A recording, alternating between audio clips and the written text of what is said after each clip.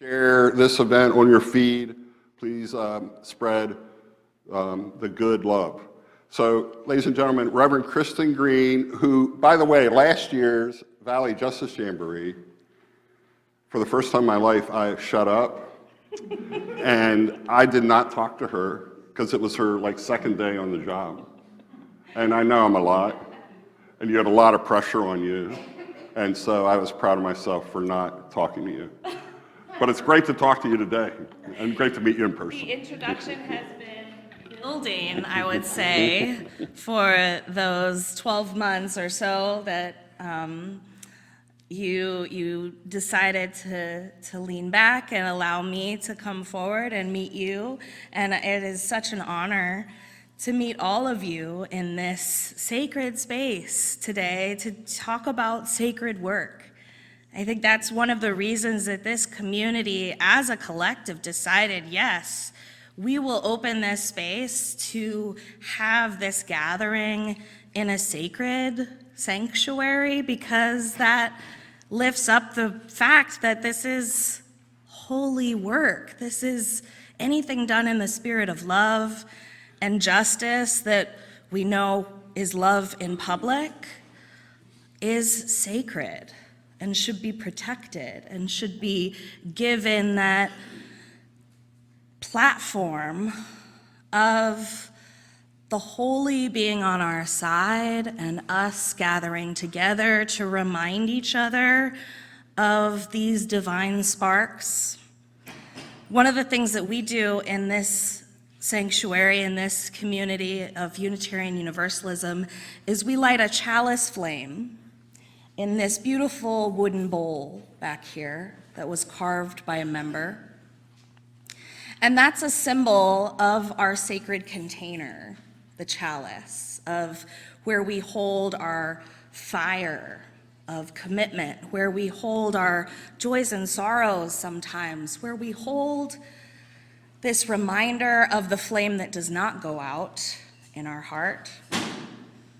And I'm told that there are some other spiritual containers that will be distributed today to honor folks who have done this sacred work. So in honor of all spiritual containers that we create, both formal with walls and lighting and inside bathrooms, and also the informal containers that we create just in conversation with people, just the glance that tells you, I see you.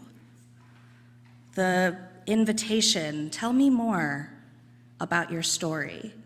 Those are containers too that we create together. And so in honor of all those containers, I will light our chalice to remain burning until you finish today. And then you'll extinguish it, but only this one, because the fire that burns inside of you will continue to burn until we meet again. So thank you for allowing me to bless this space. It's been a long time wanting to get to know you, and I'm so glad to be here even for a short time today. May you feel nourished as much as you feel that you are pouring out. And may you feel held by the spiritual container that we're all making together today and every day. Blessed be, and may it be so.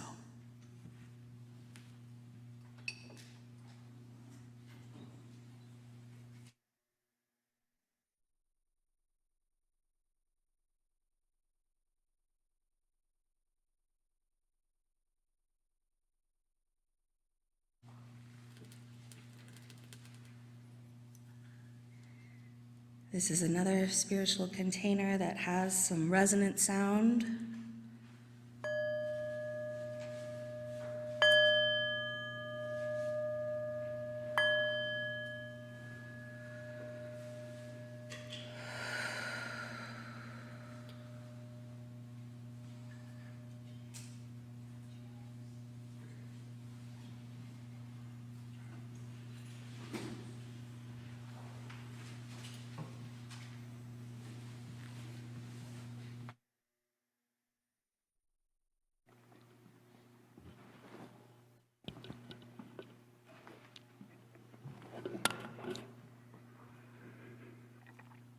Thank you so much, Reverend, for that stirring welcome. We now would like to honor our Beloved Community Media Icon Awards for most excellent, courageous, and thought-provoking media creations on human and civil rights, peacemaking, and building beloved community. Our first award goes to the Beloved Valley Icon in Filmmaking, to Keystone's Oral Histories, and Mr. Brian Wade for his trailblazing documentary, A History of the Underground Railroad and Abolitionists in South Central Pennsylvania. Mr. Brian Wade.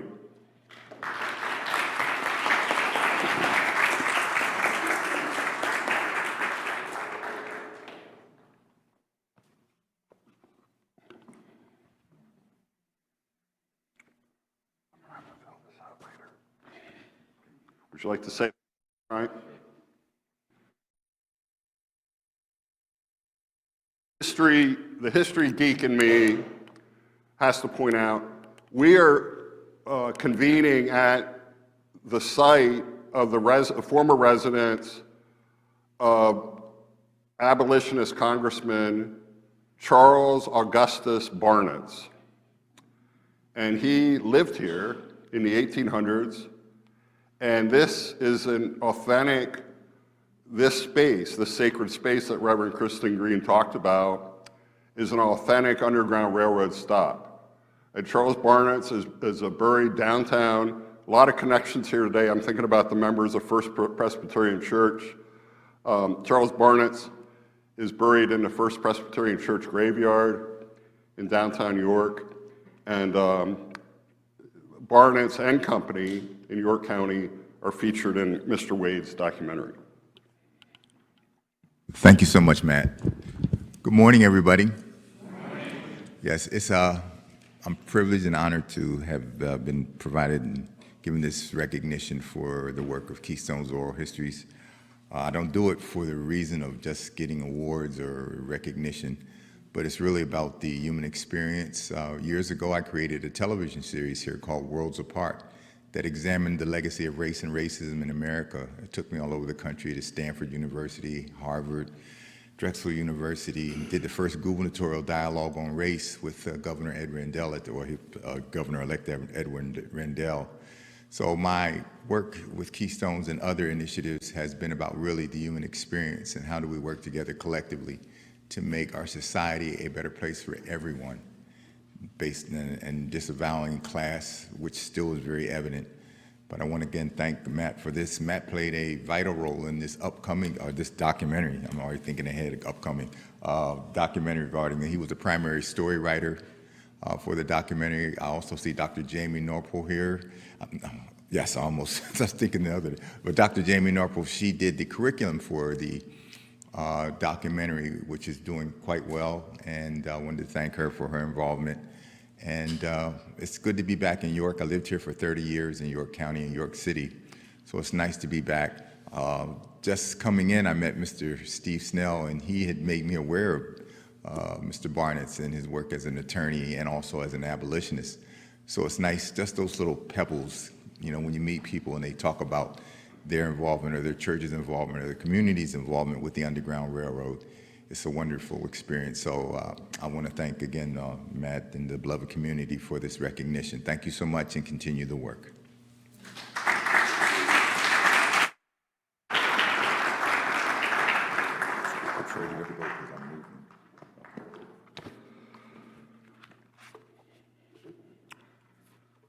In absentia, Dylan Neighbor Cruz co-hosts a podcast that's really amazing. Dylan, by the way, a lot of the awardees here today are Valley administrators, and they've been with us through thick and thin over the last 5 years. Dylan, if you get a chance, it's called the God Squad podcast. Dylan's an admin of the Valley. He's under the weather. He's in Lancaster County. He will get his award soon. And I know he's watching, and by the way, you can, witness this if you're in and out today, or if you have friends who can't make it. Doug Hober, our tech guru, our Wizard of Oz back there, has made it easy for you to stream this, this production. And also it'll be recorded on YouTube as well in the future. So if we could just give an applause and send some good vibes for healing to Dylan Neighbor Cruz for the God Squad podcast, which is an incredibly courageous, theologically sound, mission-driven effort in conscientious thinking. And we're going to hear more about courage and conscience from our keynoter, Dr. Drew G.I. Hart, who will join us soon. But if we could give a round of applause, because I know he's watching, Dylan Neighbor Cruz.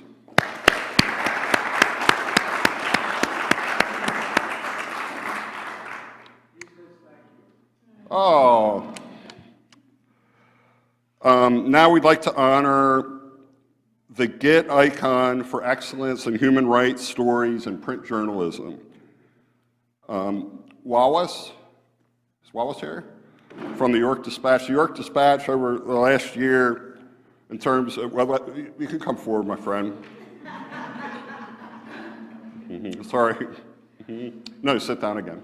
I'm just kidding.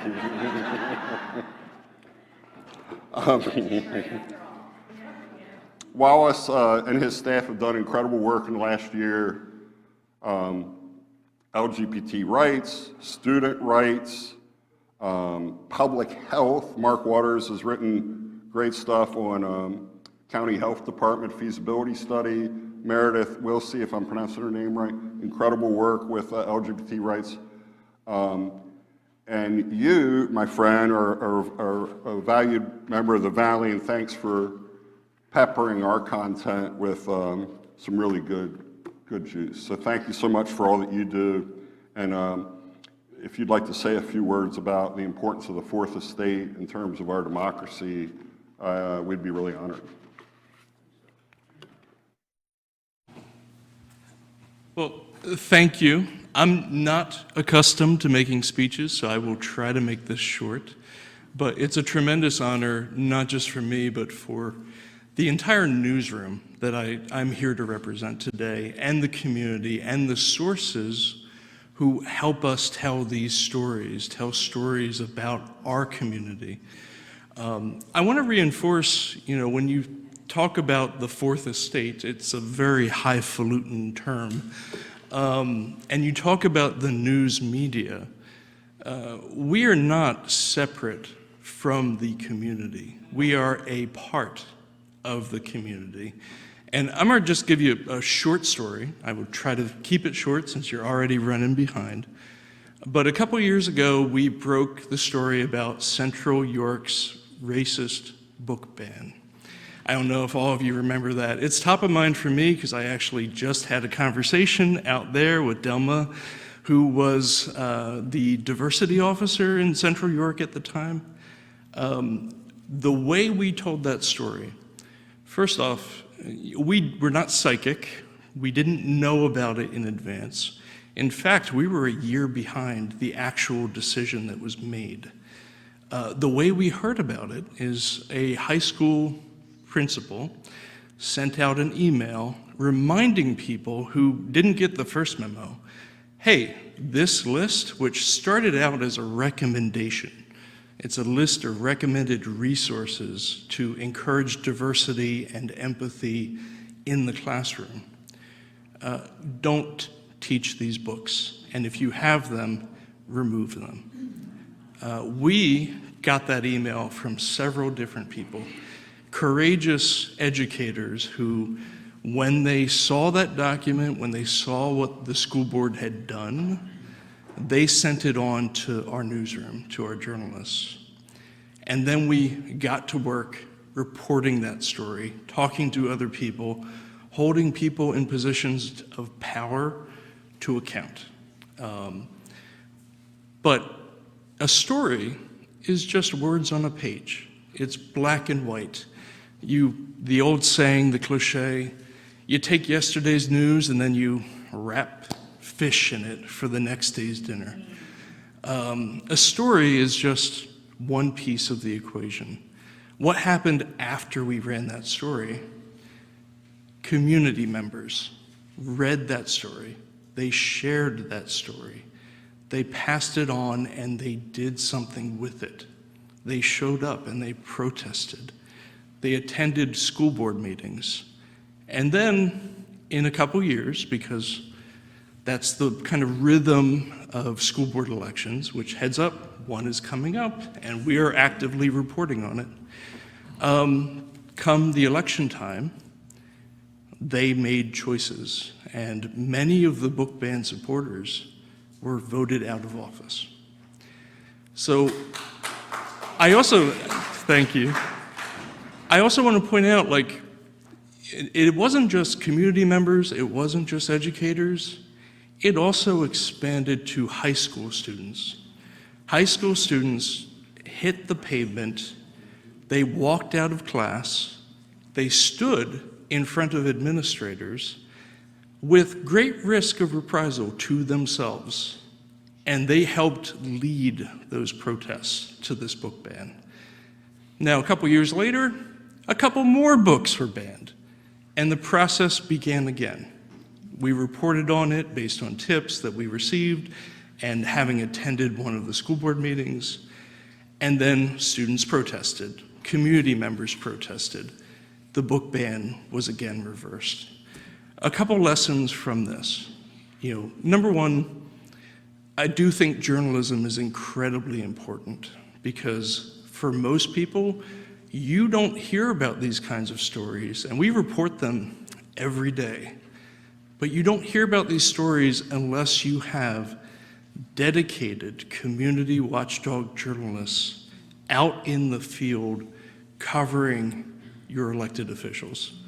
So if you don't already, please consider subscribing to your local community newspaper and sharing the work. When you see a story that moves you, share it. But also, and I know I'm going a little long here, make sure, I know I'm preaching to the choir in this room, but really think of yourselves as part of this community, just like the newspaper is. I know it can be really difficult. We all have busy lives and family commitments. It's not always possible to show up in the way that you want to show up. But consider, when you can, band together with other like-minded people in your community. Open up those lines of communication, and then try to go to some of the meetings that are happening. The places that will have the greatest impact on your lives are, in fact, school boards, zoning boards, planning boards, city council, borough council, township board of supervisors. These places can be kind of boring. They can be intimidating if you've never gone to one before, but really make an effort. Reach out, go to these places, listen to what is going on, and if you see something that doesn't quite sound right, do something about it. Say something about it. Tip off your local, your friendly local journalist and let us know so that we can use our megaphone and look into it, find out what the facts are, and share those facts. Otherwise, this community, it is only as strong as its individuals. And that includes each one of you. It includes the Fourth Estate. It includes your elected representatives. It includes community activists. We are all in this together, and hopefully, through our collective action, we will leave this place better than we found it. With all that said, thank you again for the honor and for the platform. Take care and be well.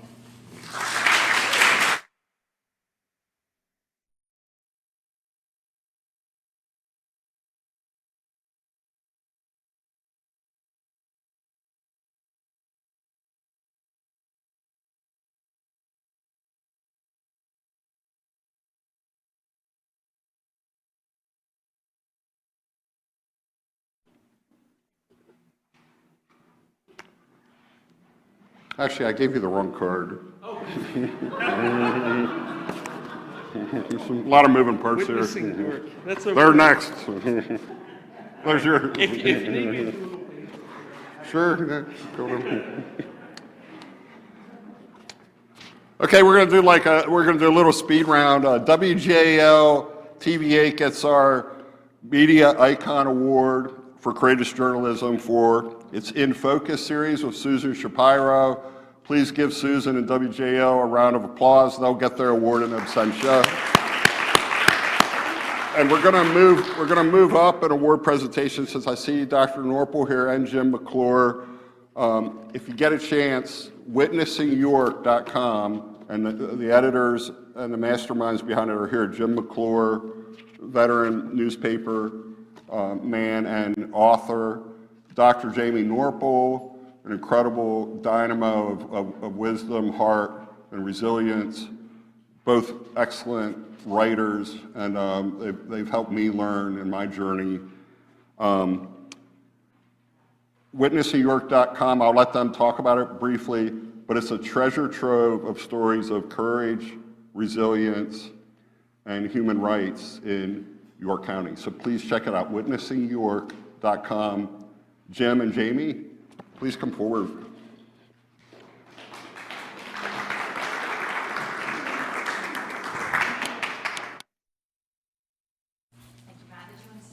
Yes, ma'am. Oh, thank you. You're welcome. Hey, good morning, everyone. I'm Jamie Norpel, and the story of Witnessing York is a number of years ago when Jim reached out to me. He was retiring from YDR and said, I'd love to form a platform that we own, that we decide what's written, that we have no one to appease, no subscriptions that we have to worry about people paying for, no bosses that tell us what to focus on, and we get complete autonomy to choose what's important. And it has been quite a journey. We like to tell a lot of we don't like the word necessarily hidden stories because we don't want to make it seem like there's this purposeful desire to conceal, and instead we're looking for undertold stories, stories that just go under the radar and that we want to uplift. So race, gender, class, religion, sexual identity, things that we feel are very important, and we have the complete autonomy to describe and write how we want. So I have to really give a shout out to Jim because at the time, I think I was 29 or 30, and I just never thought that it would be possible to start your own history journalism website, and it just, maybe I'm not entrepreneurial enough, but Jim is very good at training the next generation. And so it'd be great if next year when we do these awards, if we can get more people in their 20s and 30s writing and reading more about this. When we look at our website metrics, we have about 1,000 people every month that are on it, that are reading. So people are interested in these undertold stories, and we just appreciate you guys giving us the ideas and sharing and continuing to tell those stories that necessarily wouldn't be otherwise told. So thank you very much for recognizing us.